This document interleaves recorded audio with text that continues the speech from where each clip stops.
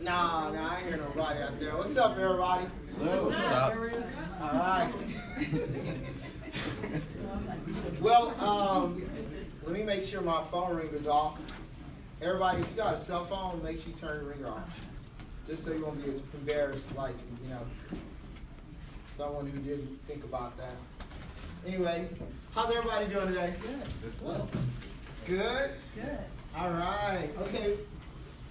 Raise your hand if you have ever used WordPress before in your life. Never. Raise it high. All right, raise your hand if you have ever developed a WordPress theme. All right, we got two. Okay, I'm sorry, I should raise my hand. Raise your hand if you ever developed a WordPress plugin. Plugin? Oh, okay, so, all right, who in here is a web developer? Raise your hand. Are you a web developer? Raise your hand. Who in here is trying to learn web development? Raise your hand. Should be everybody. All right, so who in here could consider themselves a website designer? Anybody who design websites? Okay. All right, so I'm going to ask you a few questions. First question I'm going to ask is, why are you here today? I need a few people to tell me. Go ahead. To learn, I've been really wanting to learn the WordPress for a number of years, and I've been using Wix. Oh, I want okay. to transition from Wix to WordPress. Excellent. That is a congratulations. I would call that She's a plant. A moment of seeing the light, and I would congratulate you for that. All right, and someone else, raise your hand. Why are you here? Please don't tell me you're here to fill up the seat and just be a warm body. All right, go ahead. What's that? I was paid to be here. Yeah. I just want to see if any learn something new or any different perspective about WordPress. Awesome. Okay. What'd you say, Mom? Young? I'm eating now. Oh, eating pizza. He comes for the pizza. Yeah, I'm on the board, but also I really want to make like a better portfolio, and I WordPress. A better portfolio. It's really a lot of features for design that could be helpful. So. Okay, awesome. Okay, so I'm going to ask you another question. How many of you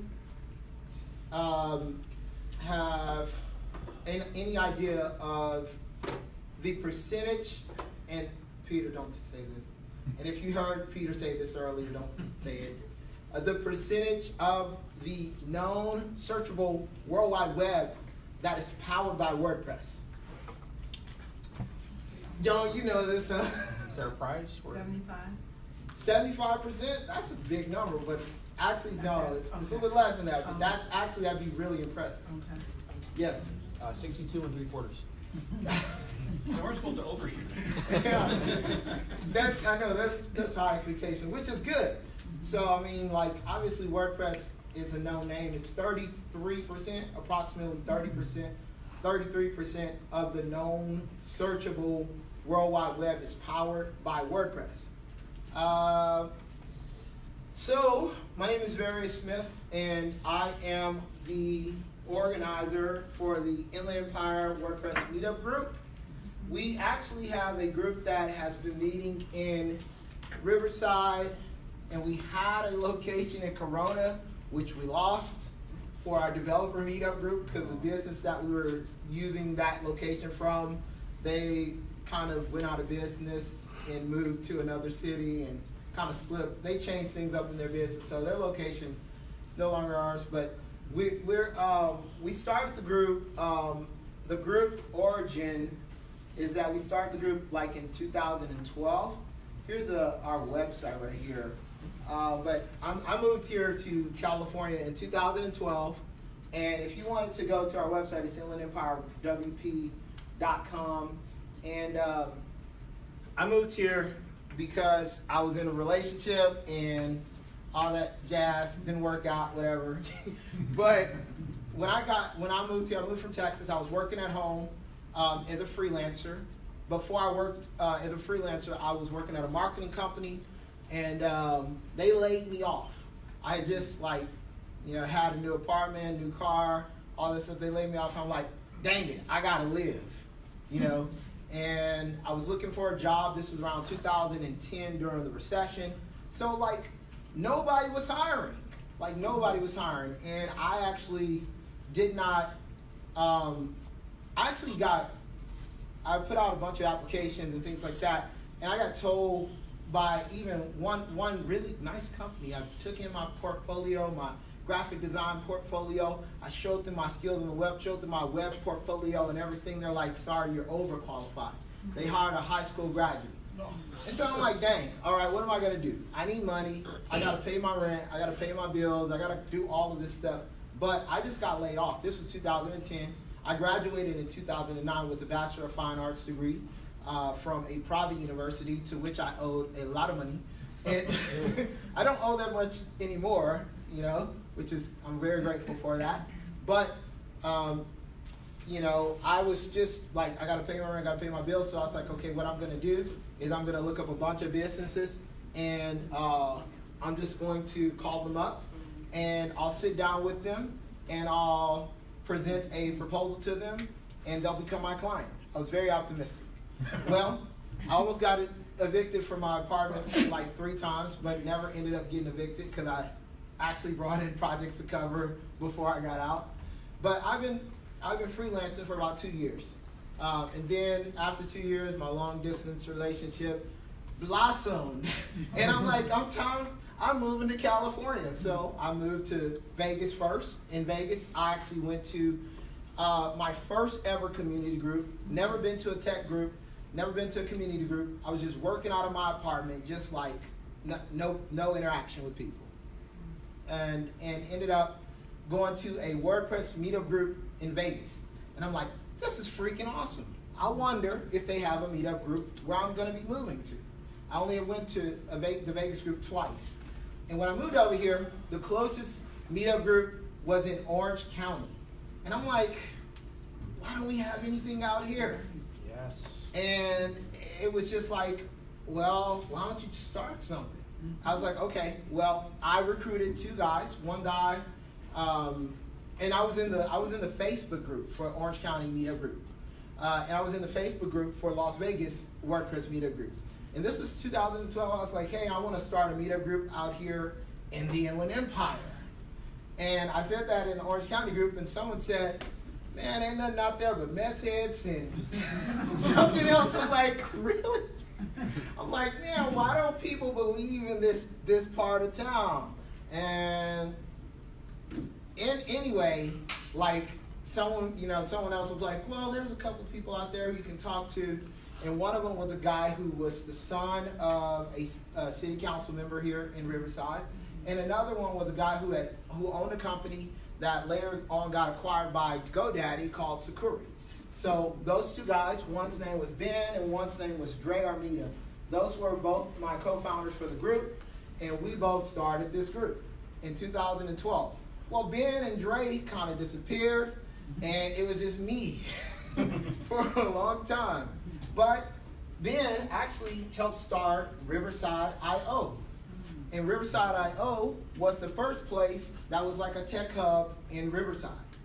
And so that's when all of the tech meetups started happening, because when I started the Inland Empire WordPress group, Ben was like, hey, I want to start this place to co-work. And he started a co-working jelly where you meet up with a group of people and you start working together. This is about 2012. And eventually they got a building over there, and it was called Riverside IO right off of Lime Street. It was the first building we used for tech meetups here in Riverside. So you're learning a little bit of tech history here. So,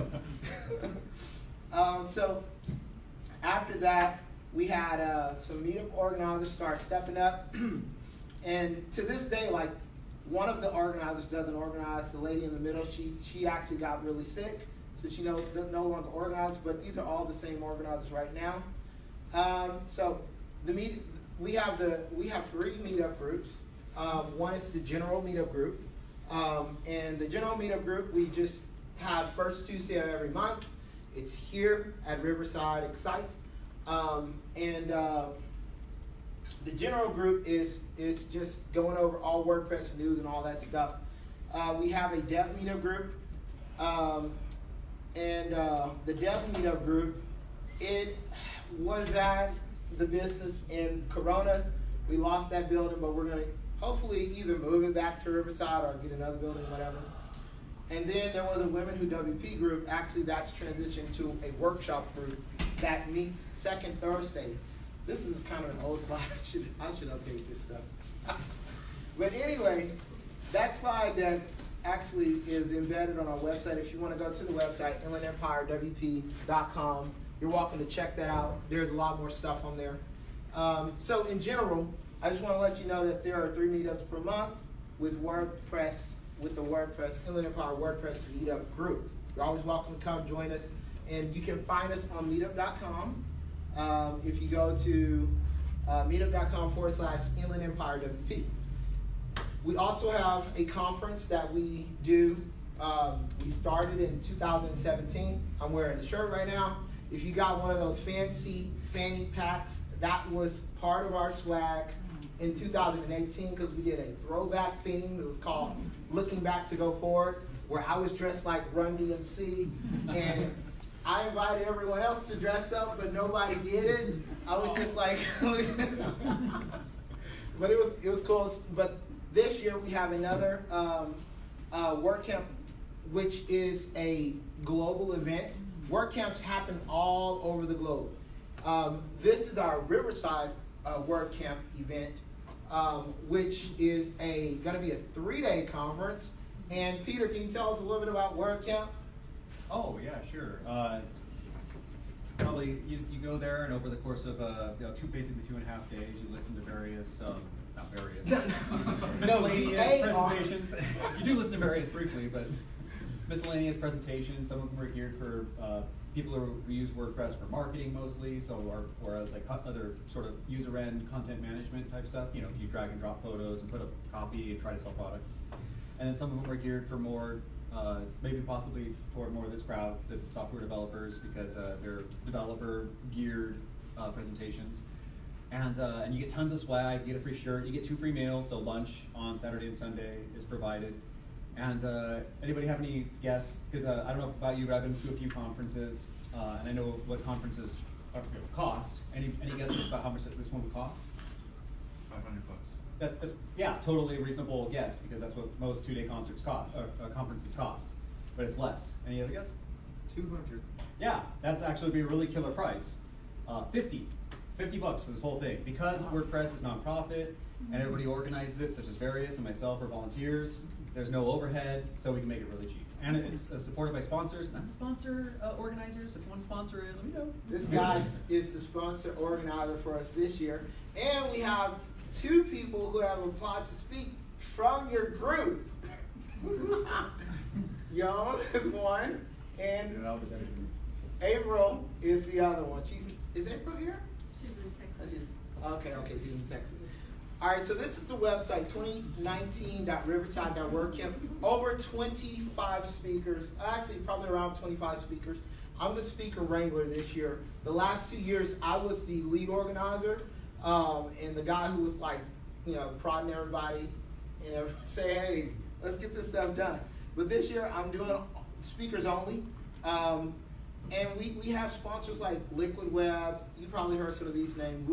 WooCommerce, Jetpack, Bluehost, Green Geeks, GoDaddy, HubSpot. These are actually community level sponsors. They throw all their money into a pot, and then they push that money over to us. And we also have to organize local sponsors and raise our own set of funds as well. So they don't do like a matching thing. They do like, we're gonna give you a lot of money, and then you have to make up, the remainder of the money. So, but it's a global thing. WordCamps are awesome. This is only part of, the WordCamps. They're actually like, I just got back from Sacramento 2 weeks ago, and then last weekend, actually not last weekend, but the weekend before last, I was at Long Beach, WordCamp Long Beach, and I spoke at WordCamp Sacramento, and I was on a panel up there as well. And so, like, they're all over California. They're huge. They're all over the world.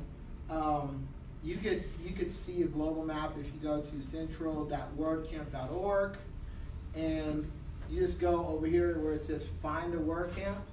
Literally, if you wanted to travel the world going to WordCamps, you can. So the reason why I'm pointing out WordCamps, WordPress meetups, all of this stuff is because WordPress is more than a software. WordPress really is a community. And if you have not yet plugged into the WordPress community, then you're really not getting everything out of WordPress that you can. So there is the WordPress community here in the Inland Empire, but there are also around 17 other WordPress meetups here in Southern California. So, I mean, like, you could almost go to a WordPress event every night if you wanted to, but you just have to plan that out. So that's that. And that's kind of all I want to say with regard to the WordPress community. Next thing I want to talk about is a little bit about what WordPress, the software, is and does, and how you can use it for yourself, and maybe answer some questions that you may have. Number one, WordPress is a open source web software. It's not a framework, or I would say it's, you know, it's if you ever use, anyone in here ever use like, well, think of like React. React is a library, right? Maybe, has anyone in here ever heard of like CodeIgniter? Heard of CodeIgniter? It's like a PHP library, kind of an old school library. Laravel, that's PHP as well. But like for things like web development, when you're building stuff, if you want to get off the ground really fast, you use a library or you use a framework or something like that. React is actually a library that you can use to get off, you know, the ground running really fast. And Next, I think it's is it Next or Nuxt? The framework, the React framework. Next.js. Yep. Yeah. So you can use Next to do that as well. But WordPress itself can be used as a framework. And there's a difference between the .org version of WordPress and the .com version of WordPress. So who in here can tell me what the difference is between WordPress.com and WordPress.org? Who wants to take a quick just shot guess in the wind? One's right and one's wrong. One's right and one's wrong? That's a good guess. I know one, I think you can build a free website on. One you can build a free website on. Yeah. So WordPress.com is is actually the blogging platform / community by Automatic. And Automatic is a company that Matt Mullenweg is the CEO of. He's the guy who, with another guy named Mike Little, they forked the original version of WordPress. So I'm on WordPress.com, but I'm logged in right here because I have a WordPress.com profile as well. But I don't use WordPress.com particularly to build websites. I use WordPress.com just because they have a service called Jetpack, and that service helps me, you know, do several things with a plugin, which is, you know, for me, it's like, it's a debatable thing. But this is WordPress.com. Think of it as buying hosting. It's just hosting where you can use the WordPress software. WordPress.org is right here. And this is what we talk about mainly at our WordPress meetups. This is literally what you would be using as a software. And it gives you a lot of freedom, okay? Freedom to do whatever you want when you're building a website. Can anyone tell me what technology stack WordPress uses under the hood? SQL and MySQL and Mhm. PHP. MySQL, PHP, Lamp. LAMP stack, absolutely. And then on the front end, you know, obviously PHP, HTML, CSS, and JavaScript as well is being used. So right now, WordPress is in like this fluctuation. I mean, it's like it's being transformed. When WordPress 5.0 dropped, a big change happened. Does anybody know what that change was? Who's been keeping up with that? Yes. It made a lot of people very happy because they came out with a Gutenberg editor. Yes. They will be stopping support for the old editor, the classical editor. The old classic 2020. editor. So Yes. a lot of people have to hurry up and support the new editor. Absolutely. So yeah, that was a very controversial thing because they made a lot of people happy and they made a lot of people mad. Most of them have. And most of the people who got mad was the people who are like dragging their feet, you know? Because technology is going to continue to move forward. You can't just stop. You got to keep moving forward. And WordPress and the WordPress community is pushing it forward. So there are people at all levels in WordPress. The thing that I love about WordPress and hate about WordPress, it's a love-hate thing, is that it's very user-friendly. But I hate that as well, that it's very user-friendly. Why? Number one, because new users can get in really easily. And number two is because everyone's a WordPress developer. Has anybody experienced that? Anybody heard of people who call themselves WordPress developers, but they're not even web developers yet? Okay, so, what's that? Those posers. Yeah. So what my encouragement to anybody is be a web developer first. Because the stack that you're using is a web stack. Get familiar with the web APIs. A lot of people who are WordPress developers don't even know what the W3C is. Who knows what the W3C is? Okay. So W3C, World Wide Web Consortium, is the governing body of the internet. And they put out these APIs for the web. And a lot of people aren't aware that a lot of the stuff that you can only do on mobile phones, like with a mobile app, those functions are being built directly into the web. So eventually, mobile apps probably won't be needed as much. And I really believe they're going to completely go away. That's my prediction. But you only know that if you understand what's going on with HTML5 and the web APIs that are built into the web, you know, and being a part of the Inland Empire Software Development Group, you actually get to learn those web APIs. I'm sure Yon is putting you guys up on those things and helping you understand that there are new APIs that are being introduced into the web. And those things are going to have a cascading effect into every platform that's built on the web, especially WordPress. So WordPress is like staying up to date with that. So WordPress.org, it's that software that you can download onto your computer, or you can download it onto your server, and you can build your own website completely from scratch. How much time do I have? You have until 7. Okay. Or until we all fall asleep. So. Okay, cool. You have time. All right, cool. All right, so one of the things that I love to do is I love to experiment. I love to play around because there's a lot of stuff that you can do with the web. But the thing that you really need to know if you're starting with WordPress and you're building a WordPress website, you don't have to be like this super savvy tech developer to play around with it. So what I'm going to do is maybe I'll show you, I'll demonstrate a few of the things that you can do as far as functionality. I need a new mouse battery. I think my mouse battery is going crazy. One second. Hopefully this one's charged. It's either that or I need a mouse pad. Does anybody have a mouse pad? Wait.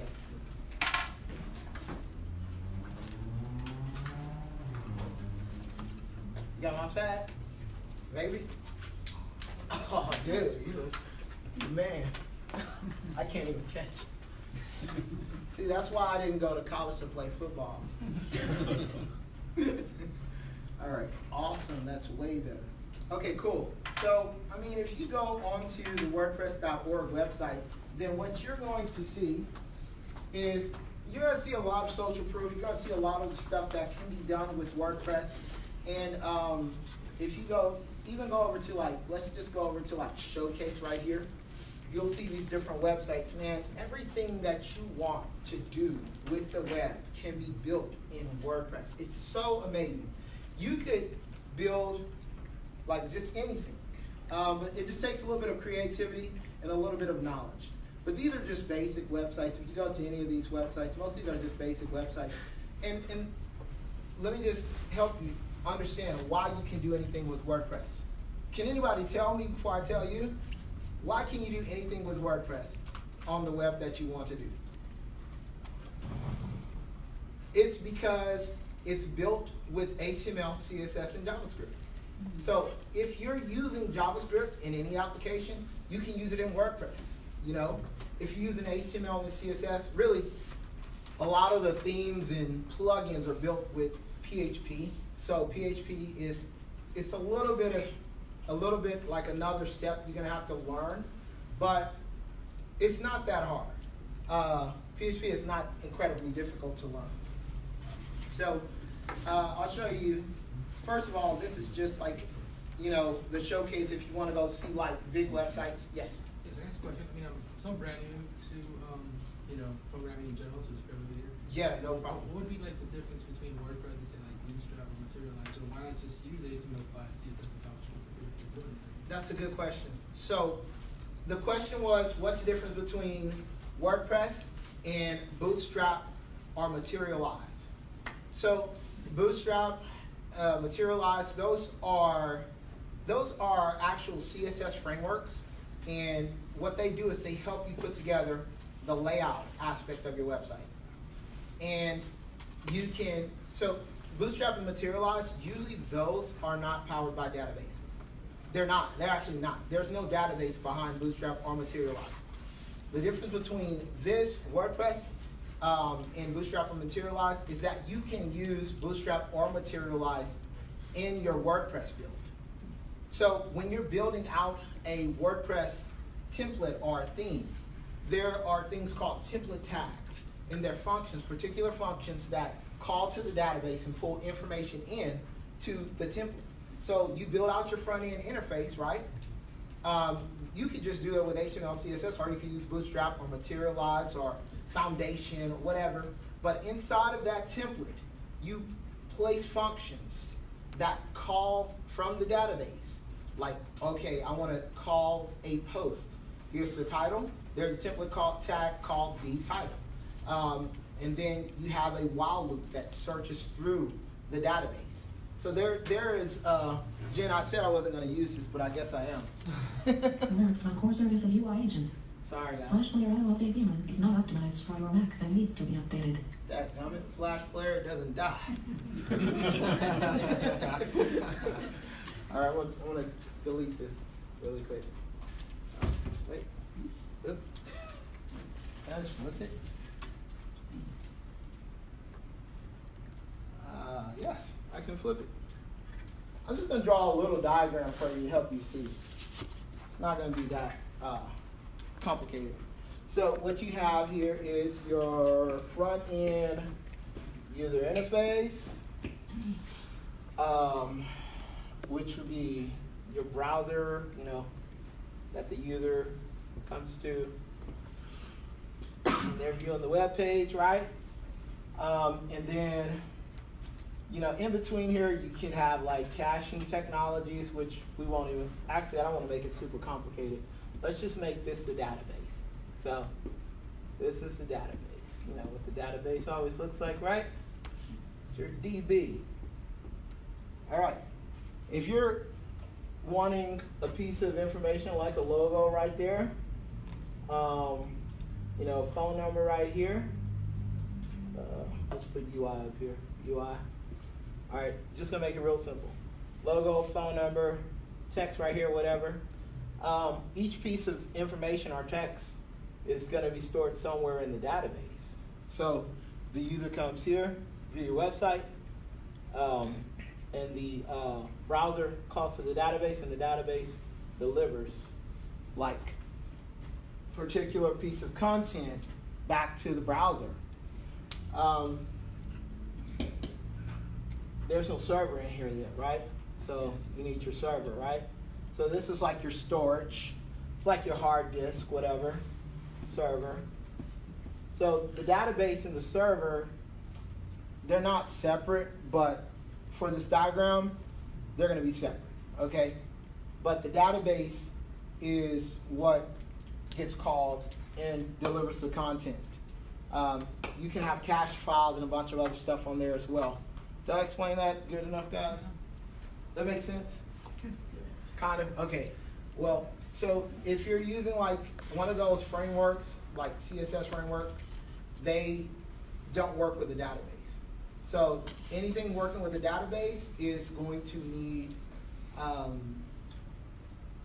like PHP or some server-based programming language. You can even use JavaScript to call to the database as well. So yeah. All right. So any other questions? Yes. I was just going to say, another benefit I think is worth mentioning is it comes already built with like a sort of like a dashboard where just a bunch of users can add their own content. So for example, I work at Fullerton College, and only 2 of us really work with the theme and the code and all that stuff, but we have a whole bunch of people who manage the content on their own. So like the humanities division, the science division, the arts division, they all have people in their areas where they go, okay, well, our office hours is this.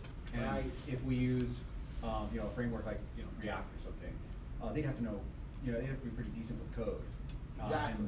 And none of them is. So yeah, that's the next level we want to talk about, because we've only talked about like the user interface, and we talked a little bit about the database. We didn't talk about the administrative area. So every WordPress website does have an administrative area.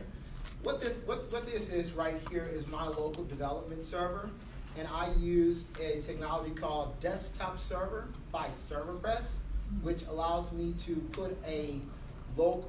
It's like MAMP, but it's for WordPress. It's actually really cool. It's way better than MAMP. I love using it. But right here, I got a bunch of websites that are local, and I can push these up to a server with the click of a button with the premium version of Desktop Server.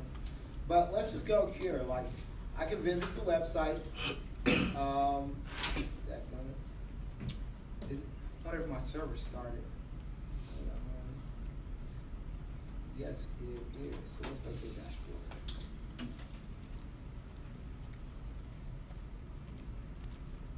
Sorry, I went to the database.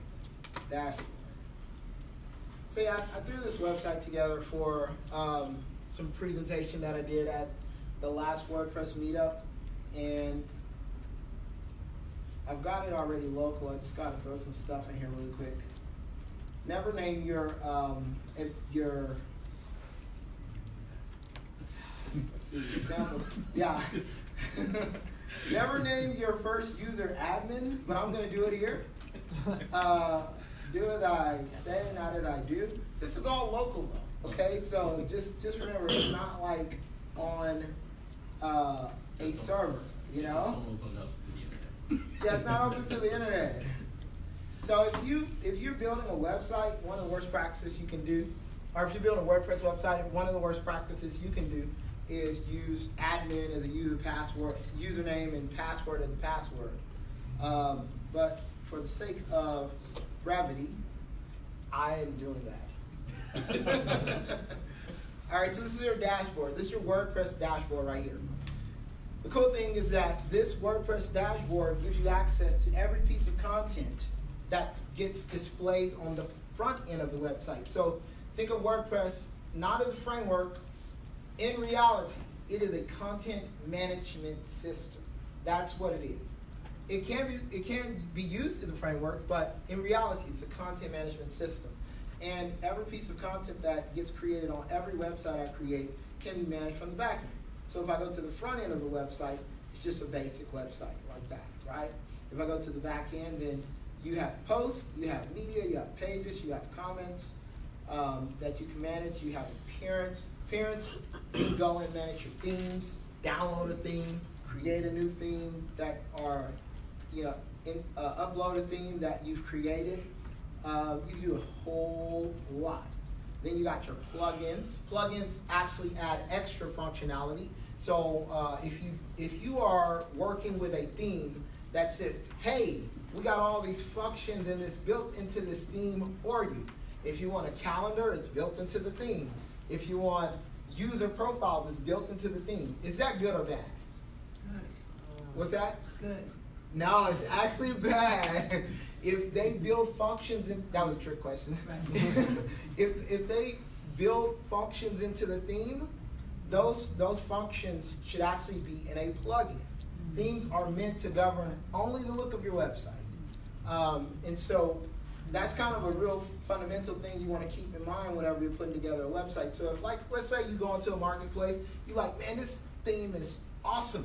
It's got a clock in it, it's got, it's got a bunch of things that, it's just extra. Like, it's got, we can do movies in here. Movies should be like a separate plugin. It should be like a separate post type. And then your plugins, there's over 44,000 plugins in the WordPress repo. So every plugin that is in the WordPress repo represents, thousands of hours. Sometimes, not all plugins represent thousands of hours, but they do represent a lot of hours that a developer put into building something that's going to work for themselves and for the community. And it's all open source. Anything that's built on top of WordPress has to be GPL version 2 license, which means it's completely free. So how do people get around and selling plugins and themes and things like that? Well, they sell the support. So whenever they're selling a theme or a plugin, they're saying, hey, when you buy this theme or this plugin, you buy support for 1 year. Because open source software, the model of open source software is you sell support. And so that's why people can make a living off of building WordPress themes and building WordPress plugins. And why? That's how I make a living. I actually set up software for my clients and I provide them support. And they pay for that. And so, Linux is the big model that first started that. Linux, people go around setting up stuff for people and just trading your time for dollars, right? It's pretty much what it is. Do you have any questions so far? Yes. So I'm wondering if WordPress is open source software, do all the contributions like plugins, do they have to be open source as well? Yes, absolutely. So WordPress, because of the license that WordPress uses, then everything has to be open source. And there's somewhere, let's go to, I think it's on the Get WordPress page. So it says priceless and also free. And there is a place on here about the license somewhere. But regardless of if I can find the license disclaimer, it's actually on here. But it's GPL version 2. And GPL version 2 dictates that any software that's built as a derivative of WordPress has to be under the same software. And that means it's a free license. So, yeah, everything that has to be built on top of it has to be free, unless you have the model where you're selling either, like, you say, okay, this plugin is, $90 per year, but that grants you support. That grants you this level of support. You know what I mean? Yes. So the first person who wants the plugin probably would, and they want it bad, they pay the $90, and then the plugin open source code gets placed somewhere. Mm-hmm. The second person can take the code, and do they have to buy support? No, they don't have to. Actually, yes. I think a lot of these different companies, what they do is that for that money that you pay up front for like a year, you also get Updates. Yeah. Yep. So you keep getting updates. Otherwise, you can take it, you can share it. Yeah. But you don't get those updates. Right. So that's a yes, Peter. And plus, you're the second person, you're still waiting, and you may not want to wait. You want Right. that. You want it, you usually go for it. Yeah, But they're- even the second person, they'll have to pay generally. If they will. No, you don't. Actually, you want the don't. support, There's it's the plenty of best. free versions of premium plugins out there that you can go download today. Yeah. But you never know. It might have some malware, an infection, a backdoor. Young, what were you gonna say? Yeah, so based on what he's saying, I kind of liken it to when you buy themes off of like Pink Forest or something. Yes. They come with plugins, like third-party plugins. Yes. That they purchase a license for. Exactly. So they purchase like a developer version, right? Mhm. So you as the end user can't go straight to the other company and say, hey, I need support or I need Right. this update. So you have to wait till the Right. update. So true. And it could present a problem. So Yes. yeah. Now, just to clarify, you said that there's some things that cost money that you're paying for support. In updates. Is there a way to just buy the plugin and not get support and get it for free, or do you have to opt in for everything? Yeah, I mean, if you're going to get it from the direct source, yes, but you're not doing anything illegal if you go get it from somewhere else. The only thing is you might get a compromised code base. Always, almost So, always. always, yeah. And so that's what I'm saying. You're not breaking any license laws if you go download a premium plugin from somewhere else. That's saying, hey, this is for free. But you know what? They probably put in that plugin a backdoor. And later you're gonna find that you look at your server logs and you see an IP address. If you look at your server logs, you'll see an IP address calling home to another IP address, and then eventually your host will contact you and say, hey, your website's infected. A lot of people get their websites infected because they add, a compromised plugin to it, or they just forget to update it. They don't regularly update their stuff. And so that's one of WordPress open source software is a double-edged sword.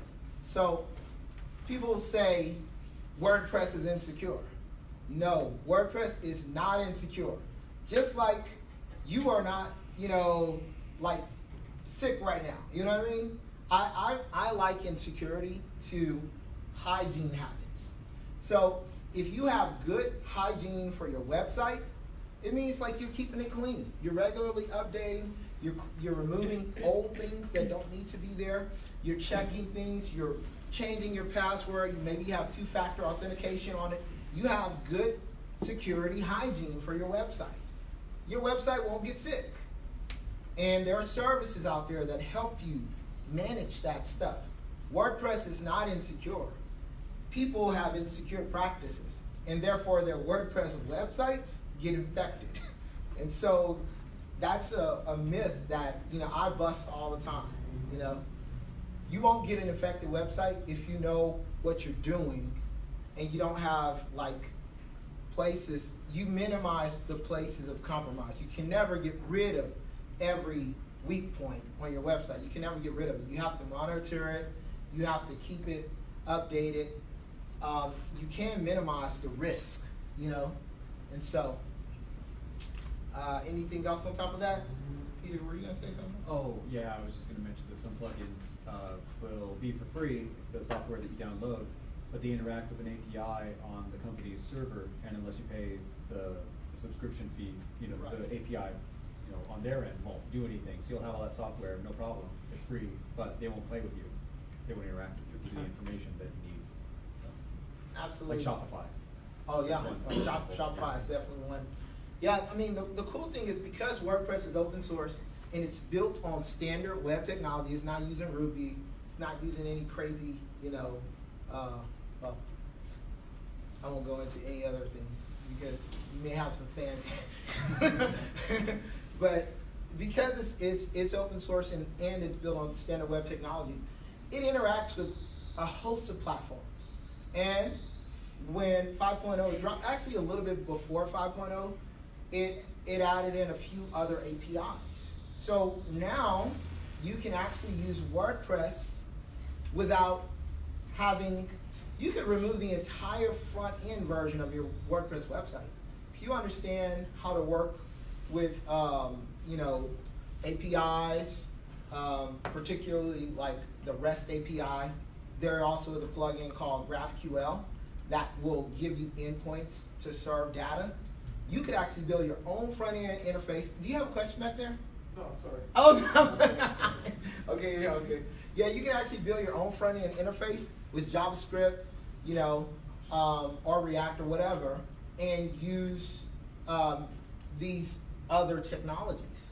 So the cool thing about having these other technologies, like these APIs that serve up data, like 1 piece, 2, 3, whatever points of data, however many data points you want, you can kind of pick and choose and display certain things. Like, so you could create some type of an application for a smartwatch that's being served up from your WordPress website, and you manage the data on your WordPress website, and it's going into like a smartwatch application. You know, it's pretty cool. You can do a lot with it. You know, and you don't need to use the actual like theme system anymore. You can break loose from that, but you can still have, what it does is it still allows you to use the back-end dashboard area of like the system to manage your content, because the back-end dashboard area is where you manage your content. So that's a little bit more advanced. How many of you guys are working with like GraphQL and REST API stuff? I know probably only young. We're going to be doing a talk about it Okay. before the WordCamp. Yes. Just to kind of get some That's practice right. talking about it. Yes. So yes, Jan is going to be presented about that at WordCamp. So you guys need to grab your ticket. And WordCamp, just grab your ticket anyway, because it's going to be awesome. All right, any other questions so far? Is anybody getting anything out of this? Yes. Like what? What are you getting?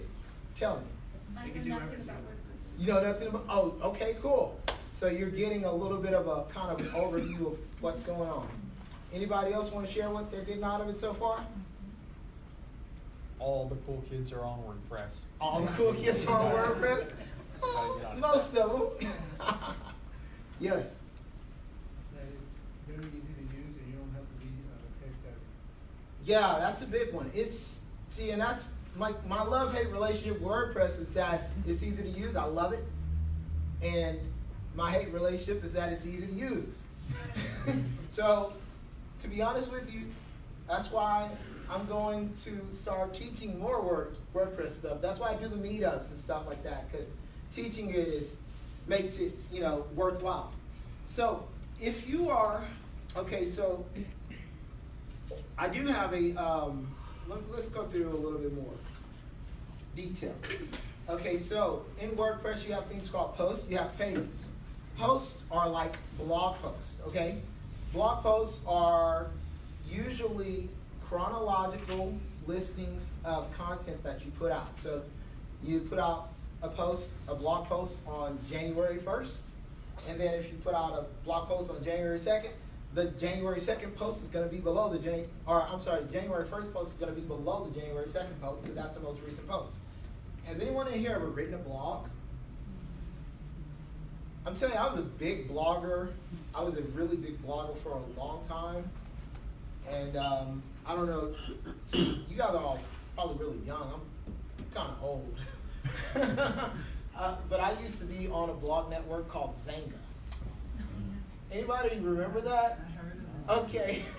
I used to write blog posts all the time, and I was like, it's my favorite thing to do.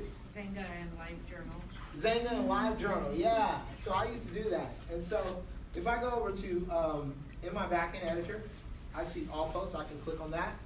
That takes me to the administrative area where I can see the blog posts that are on my website, okay?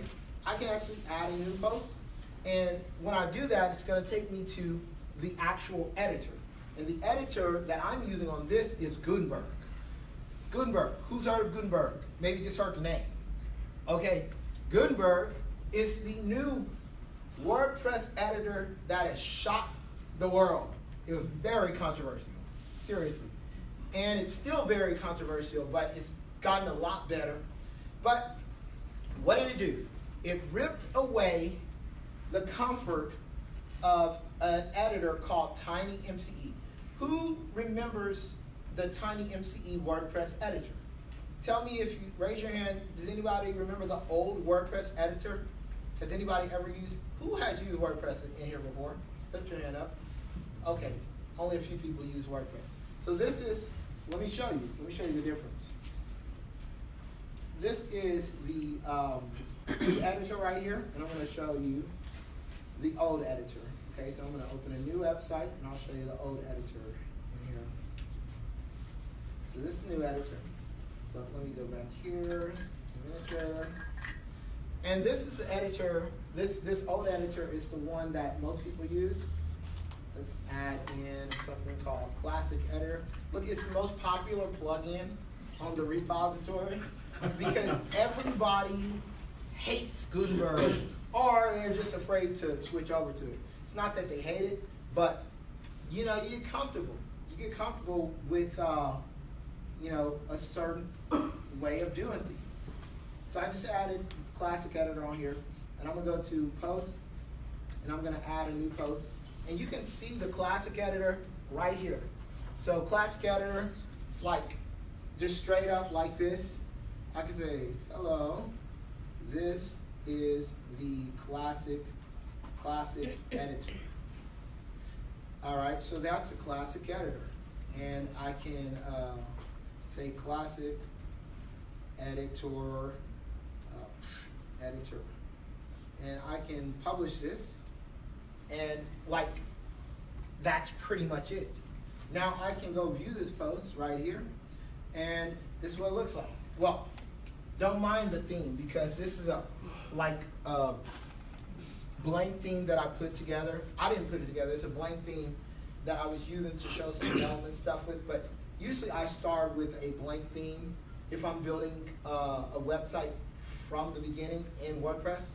The background is black because I threw a little bit of CSS in here. Let me remove that so it won't look so weird. I'm just gonna underneath appearance, customize. I'll remove the CSS that I threw in there. Additional CSS. Oh, you know what? It's in a child theme. I'm not gonna open up my Visual Studio right now. So it's gonna have to stay black for a while. Right now, it's all good. So it's a blank theme. Let's change it to, let's just change the theme then. Appearance, themes. And I'll just change it to 2019. And now, this is that Classic Editor post right here. Okay, so this Classic Editor doesn't look like anything really, because it's still blank. But this editor, or this place that we add our content to, is what makes the difference. Is you see there's like normal, you know, internet editor. You got plain text, you got visual area over here. You can, you know, change the text heading. It's got all these options like right here, right? This is not Gutenberg. This is Gutenberg. And I'll call this Guten post, because this is a Guten post. It's a Gutenberg post. But this is a Gutenberg editor.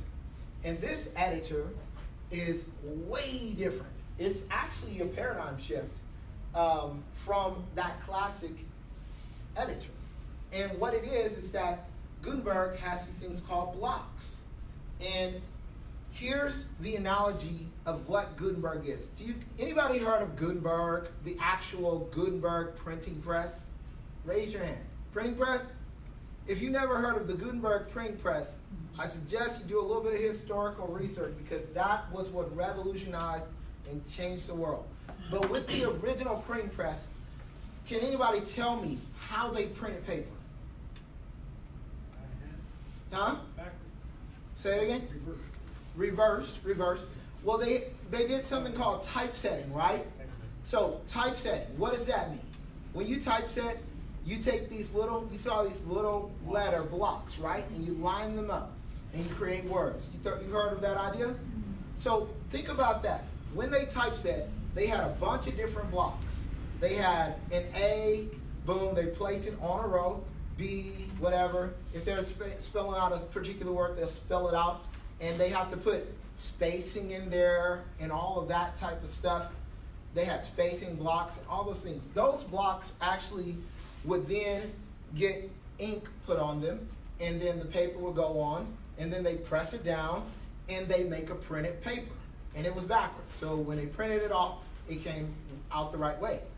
Now, that old school typeset mentality is really what Gutenberg is. What Gutenberg is it's a bunch of blocks, okay? Each block is it's kind of an apex point for a type of content. These are just, each block is a piece of content. And the reason why this is so revolutionary is that with the classic editor, if you wanted a type of content, you had to drag and drop the content into here. Like, we have to place an image in here. So if I wanted to put an image in here, then I go over here to add media, and it pops up this dialog, okay?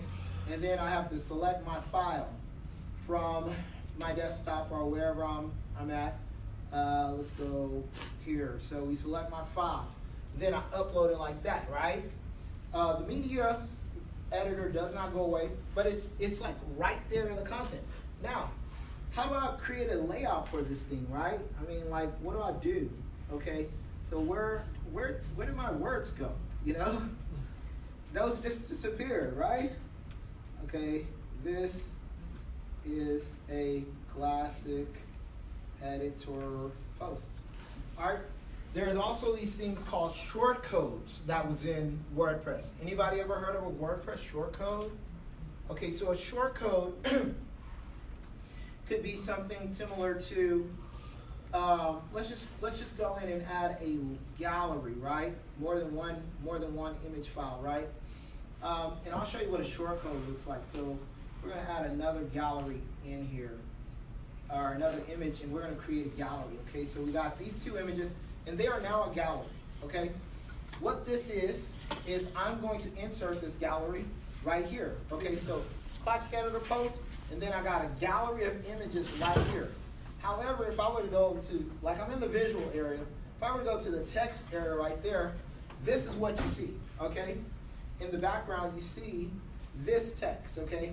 You've got an ordered list, you got a list item, you got an image inside of there, and then you go down here. Oh, this is that text. Oh, but look, there are these non-breaking spaces. This is the code behind that, and this code is inside of my post. Kind of a mess.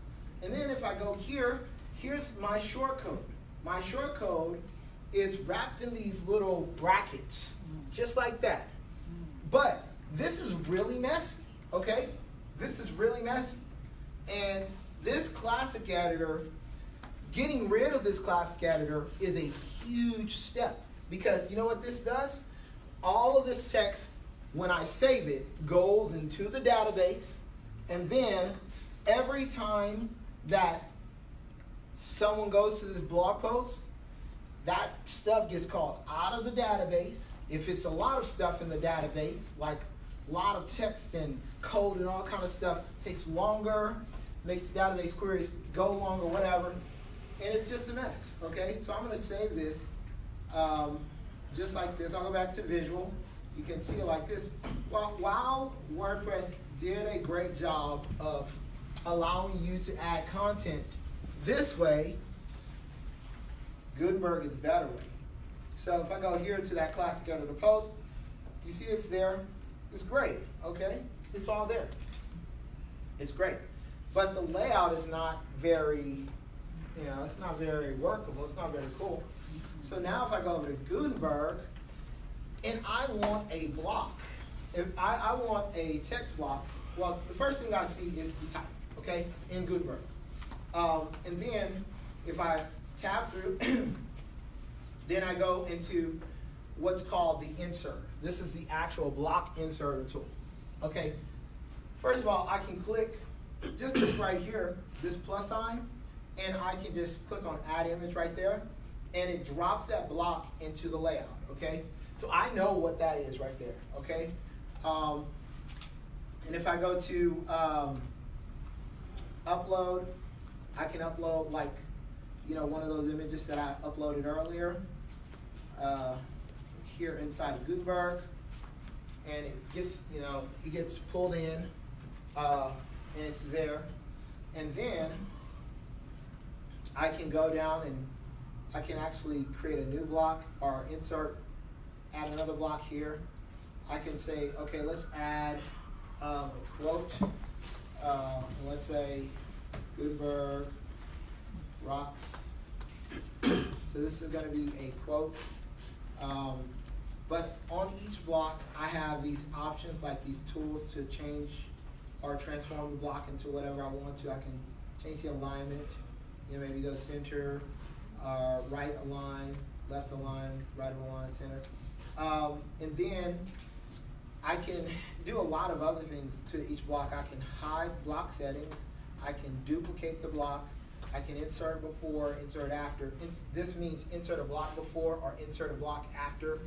I can edit this as HTML directly here, like that. Or I could just edit visually. So I can change from the HTML view to the visual view on each block independently, which is pretty cool. But I can also go up here and I can look at kind of what's the layout of my document. My document now has 2 words. It has 2 blocks, 0 paragraphs, and 0 headings, okay? And then I can navigate through the block or traverse through each block on my page with this block navigation tool right here. So let's say if I had 50 blocks on here or more, I can use this block traversal tool and I can just click on a block and it'll go down to the block that I want to go to, and it focuses that block. Apart from that, I can look at my document as a whole right here with Gutenberg Editor. Since it's zoomed in, it might be a little bit hard to tell, but there's a lot of things you can do on here. I can, add categories. That's a normal WordPress thing. Publish it, WordPress thing, normal WordPress thing. Add tags, featured image. See, because they didn't remove everything from the post. Because in regular WordPress, it has all of these document features. But if I go to this corner right here, there are several things that I can do. I can move, access all the block and document tools in a single place from the top toolbar. I can move everything from blocks up here to the top toolbar. Like if I were to click on this block right here, now instead of that menu being on the block, it's on the top toolbar. Or I can take that off and it's on each block now, okay? I can also do a spotlight mode and I can focus on one block at a time. That just kind of helps me focus a little bit more. Or what's cool is we can also go full screen mode and just get a little bit more focus, with building out this page with blocks. Remember, we're setting our type right here. So I can remove that. And I can also go to manage blocks. So let's say in this block management tool can be assigned via roles and permissions. So I haven't mentioned this yet, but in WordPress, you have user levels, you have an administrator, you have an editor, you have a publisher, you have a regular subscriber, and these are all different roles in WordPress. Now, each role has varying permissions. At the very top, with the administrator, they have all the permissions. They're like this. They're not the super user, because the super user they're on WordPress networks, but they have everything for a single site. And then underneath that, you have editor. Editor has more roles and permission. But when you go in here and you manage blocks, then they're actually the plugin that will allow you to assign these blocks to certain user levels. So you can say, hey, I just don't want my client touching this type of block or inserting this type of block into their post at all, so I'm just going to turn them off. And I could just go in and turn off my Amazon Kindle block. Actually, that's not significant enough because I don't use that much. But I can turn off the paragraph blocking out if I want to, and it won't appear. If I go back up here, it's not there. The paragraph block is usually there, but now let me turn it back on. Go to the block manager, turn on paragraph block, and I go up here, and now the paragraph block is back at the very top. That's the first block that appears on every page. So you can go to the block manager and you can manage those blocks. And then you can also create reusable blocks. So what reusable blocks would be is, think of like, let's say you printed a page, you put all of your type in order, and you print one particular type of page. You say, you know what, I'm gonna use that page in several other places in my book. So let's just print it, let's put it together and create it as a group of blocks that are reusable. Or let's just reuse that one block. So you can make templates easily with this. Boom, absolutely. So this right here, if I click on this image right here, I can say add to reusable blocks, and that then becomes a reusable block. And I could just say, I'll just say WPF because it's like my WP Foundation logo. I save it. That is now a reusable block.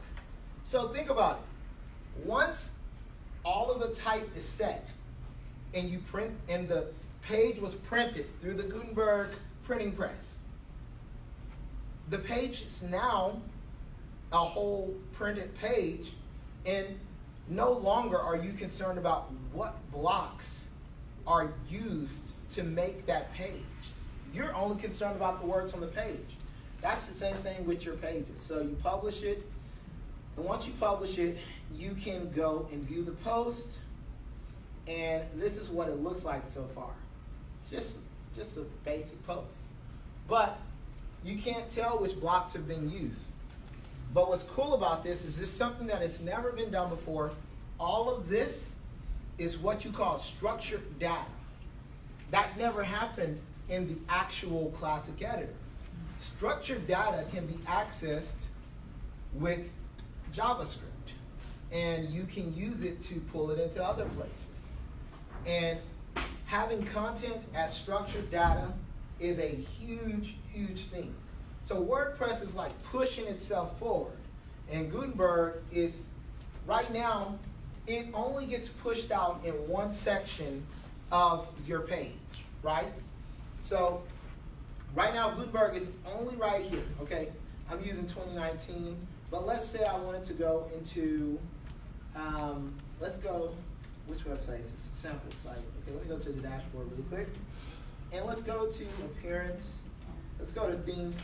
I'm just gonna add another theme. Let's say I was gonna use 2017. So I'm gonna activate 2017. And if I go out here, and I think this is it right here. Yeah, this is 2017. So now, look, Gutenberg is only being utilized right here. Only one place right now. But that's phase one. This is phase one. This is being output into, this is, what's being output here is something called a template tag in the PHP. If I were to show you the theme and what the templates look like from the PHP perspective, it's only being output through one template tag called the content. However, you still have your sidebar right here, and normally there's a menu up here. There's no menu up here because we don't have any pages. So there are two other areas, and there's also this header right here. So phase 2 and phase 3 are actually being worked on right now from in the WordPress community. And what that is that Gutenberg is now moving into the widgets. And then Gutenberg will move into the menus as well in the header. So eventually, the entire theme, the way themes are built and the way themes have been created in the past for WordPress, is no more. It's changing completely. Gutenberg is taking over everything. That's actually the final plan. So I hope I didn't lose you guys because I got really geeky. But any questions? Yes. What do you think about Elementor? Because I just got a whole site with Gator. Yes. And when I was talking, they were telling me about the plugins. Mm-hmm. Since I'm brand new, they were like, yeah, this is going to be your best thing, fastest way to get up and going is with Elementor. So I started using Elementor like this week, and Yes. it's very easy. I absolutely love Elementor. Okay. Elementor is a great plugin. However, they're going to have to adjust their plan. Elementor is a page builder, just like Beaver Builder, Divi, man, there's so many out there, so many page builders. Actually, I put together an entire spreadsheet of it. There was like over 70 page builders, and this was like 3 years ago. I haven't done another like spreadsheet like that, but yeah, there's a whole lot of page builders. So page builders, they're gonna have to change like the way they do things, and eventually, like I just really believe that their only option is going to be able to like translate all of their modules, because most of those modules are just shortcodes. They can be translated into blocks. They're going to have to become a bundle of blocks. So there are Gutenberg block collections out there. Like I think Code Blocks is one of them. Code Blocks is one of them. It's like a real popular collection of blocks. And then there's one other I can't think of right now. But there are these collections of blocks that you can get, and you can build your entire layout really from them. At this moment, you can build an entire site. You just have to have the theme correctly, like using the content tag. But with 5.3, WordPress 5.3, I believe it's 5.3. I might be wrong. But there's a release happening in November 12th, okay? And I think that's WordPress 5.3 is going to add more stuff. It's going to make, 5.3. So 5.3 beta is happening right now. I've actually tested this already. It adds in a functionality that you can install blocks directly from the block editor. So instead of like, right now if you want to install new blocks on your website, you install a plugin. And if you just go out to the repo, like, and say add new blocks, you just go to here. You can search for Gutenberg. Then you're gonna get like some of the most popular plugins pop up here at the top for Gutenberg. So here's some Gutenberg block, ultimate add-ons. These are just blocks. Page Builder, Gutenberg block, Cadence blocks, Atomic blocks is another popular collection of blocks. These are just blocks. Blocks are just pieces of ways to, they're pieces of content. Yes, 5 minutes? Oh, done? Okay, cool. Yeah, so, yeah, there's, for the page builders, they're gonna have to change their game. They're gonna become collections of blocks. Everything is gonna be block-based, so keep that in mind for the future development with WordPress. Any other questions? Because I think I'm out of time. Like with data and interactivity, or Yeah. like a user, I didn't see much in the blocks of choices. Yes. Like, do you have any suggestions on plugins maybe for that's flexible, powerful? What type of data? I guess any data, strings, words, or even numbers. But kind of like Excel, But Yeah, so like Excel type data? Yeah, and also in tabular form that you could put right on your site. So people honestly, can enter stuff in interactivity. I don't have any suggestions for that, but it's doable. Like all of that is doable with blocks, because the build, if you want to go build a basic block, the blocks are built out of JavaScript. Basically, it's like they're JavaScript-based blocks. And the entire Gutenberg editor that I was showing you when I was editing, that's all loaded in memory, because it's React basically. Okay. And so you can build some pretty awesome blocks. Yeah. Anything else? If not, thank you guys.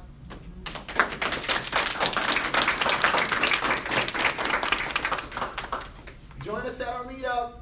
Thank you. Thank you.